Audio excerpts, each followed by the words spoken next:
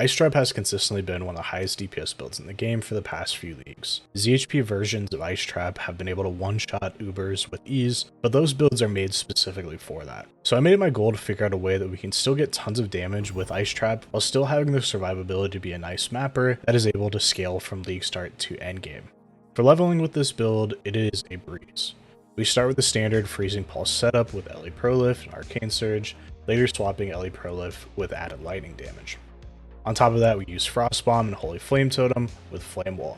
It's important to point out here that Freezing Pulse does more damage the closer you are to enemies, so you want to be prioritizing that for the most damage possible. For movement skills, we start with Frost Blink, then transition into Flame Dash at level 10. For auras, we start with Herald of Ice and Skitterbots at level 16.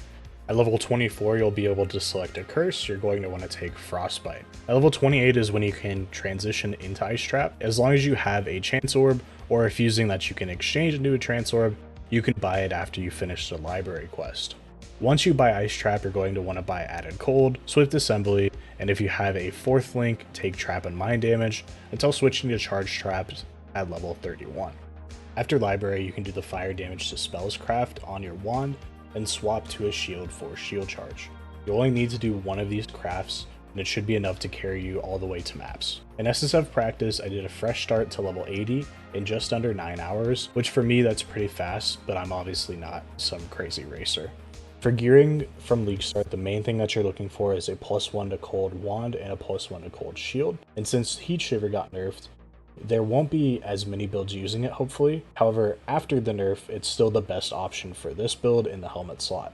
So hopefully it'll be much cheaper at league start, making that a viable option to get pretty early. Tinker Skin is almost always very cheap, and during map progression, having a 5-link is more than enough to get you into T16 maps. The rest of the build will be just rare gear that you're going to look for your normal life resistance type of gear.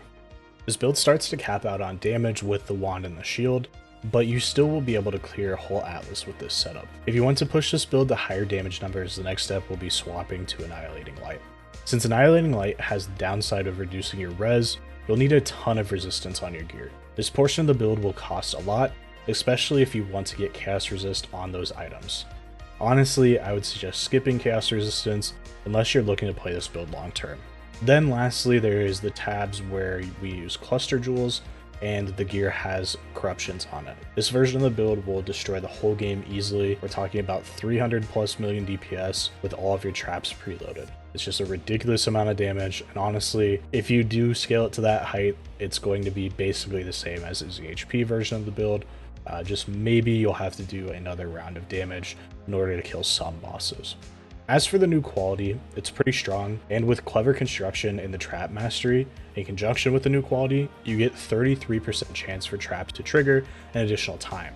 So that means every time you throw 3 traps, it's basically the same as throwing 4 traps or 25% more damage. For the Transfigured Gems, unfortunately I haven't seen them yet. I tried waiting to release this until after the Transfigured Gems were released, but at that time of recording this video, they still haven't released it. So if the Transfigured Gem for Ice Trap is strong, then it should be fairly interchangeable, but if there is some big changes to the build, I'll make sure to make an update, or at least leave a comment about it. If you want to, you can drop Purity of Elements when using a shield and a wand. I suggest running Grace or maybe Hatred if you want the extra damage. For survivability, this build is decent, but it's not insane. You'll have around 40k HP, which is fine for mapping, but you won't be tanking bosses with this build. But this build does have a lot of freeze with Ice Trap and Occultist, so it does make it easier to survive with how much freeze and chill that you have. Most of the bosses will be very slow, and most of the enemies around you will be frozen for at least the first few seconds that you're close to them. You also have max spell suppress on the tree, so you don't have to worry about getting any on your gear.